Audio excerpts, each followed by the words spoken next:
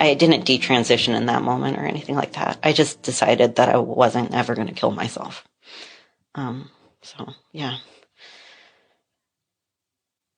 There's no reason for me to be in California anymore. So I made plans to move back. And when I moved back, it was like, okay, like I'm tail between my legs. Like this is over. Like, yeah, it was like a white flag kind of situation. Well, when I went back to Ohio, I was like, okay, well, if I'm going to be a woman, I'm going to like learn womanhood and I'm going to do this correctly. And I like bought a bunch of makeup and I don't know, bought heels and like it was kind of an anxiety management thing for me. I would like put on a full face of makeup every morning just to like feel okay, just to feel like, okay, people can't tell. I look normal. I didn't look normal. I looked like I looked like I was wearing tons of makeup for no reason. I went to the Michigan Women's Festival. It was sort of a lesbian feminist music festival. And I had gone because they were having a detransition workshop. I remember the first shower that I took at the Michigan Women's Festival. It was open air showers, and you waited in a line with a bunch of naked women to take a shower. And it's women of all ages. I realized that I had never been around that many naked women, and especially that many naked women of all different kinds of ages. You know, it's not like you're 13 and you're with a bunch of 13-year-olds in the school's gym taking showers. It's like you're with women in their 40s and 50s and 60s and 70s. It tripped me out in this huge way. Oh my gosh, I've been looking at pictures from magazines of what women's bodies look like, and those pictures are absolutely not in any way what women's bodies look like. I swear, like, it really blew my mind. I was like, whoa, all these things that I feel about my body are wrong and freakish, like the cellulite all over my thighs and my saggy boobs and stuff like that. They're so normal. They're the norm. I remember looking at the sky that night, and you know, we were in the wilderness. There's no light pollution, and there's like all these stars. And I just had this profound feeling of like, I don't even know what the sky actually looks like because of all this light pollution that I live under.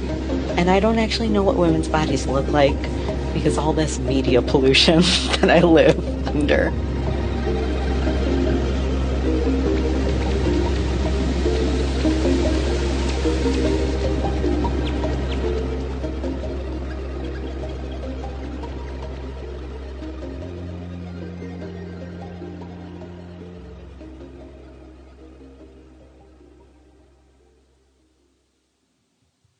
So can we talk about the reaction among trans folks?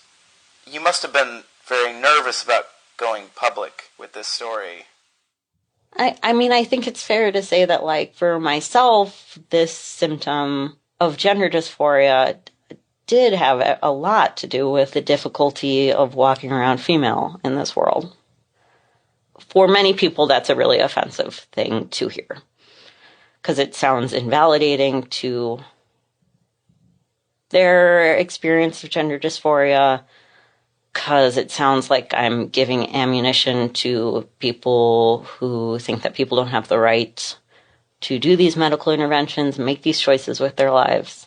When you did go public, like, what kind of reaction did you get from people? Mostly, I've had kind of a lot of trans people reach out, and overwhelmingly, it's actually been a really nice reaction.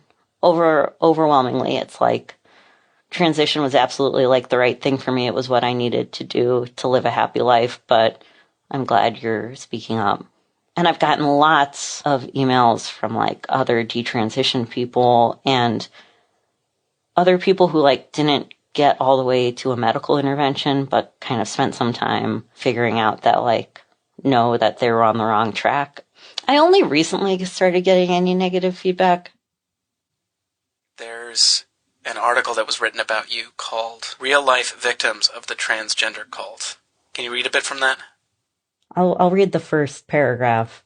More and more parents are stepping out, admitting that their children identify as transgender, that's in quotes, and wanting to do something about it. Schools encourage gender confusion, and doctors reportedly won't even run preliminary tests if a child asks for life-altering treatment. That's also in quotes. But before you sign your kids up, listen to the real-life stories of people who deeply regret their transition, also in quotes. And what's your response to reading something like that? There are some assertions in this article that I, am about, halfway on board with. And then there's, okay, transition is in quotes. That's kind of real weird. The transgender cult thing is real hyperbolic. And there's this kind of crisis narrative that my face and my words are being used to tell the story of, right? It's hard because I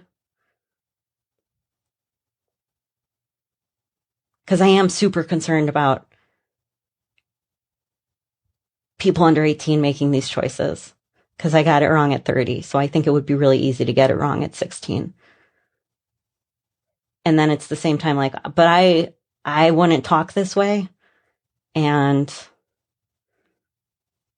I don't really want to be affiliated with, I don't know, I grew up in Cleveland, the daughter of a community organizer. I don't feel hungry for right wing affiliations. I don't know. So did you feel like you had to set the record straight? Did I feel, so no, I did not feel the need to set the record straight. I felt like what I said in the videos was what I meant to say. I think in my videos, I've been really consistent from the get-go, saying that for some people, transition is what they need to do to live a happy life. And I feel like dismissing the existence of detransitioned people and kids who desist in their trans identities is so dangerous for kids with gender dysphoria that I feel really comfortable with my stance that for adults, this can be a set of choices that is the best for them. Adults should be able to have the right to explore that option. And it is dangerous to act like people don't come out of this process regretful that they came out of that they did the process. You're creating a situation that specifically helps people exactly like myself harm themselves.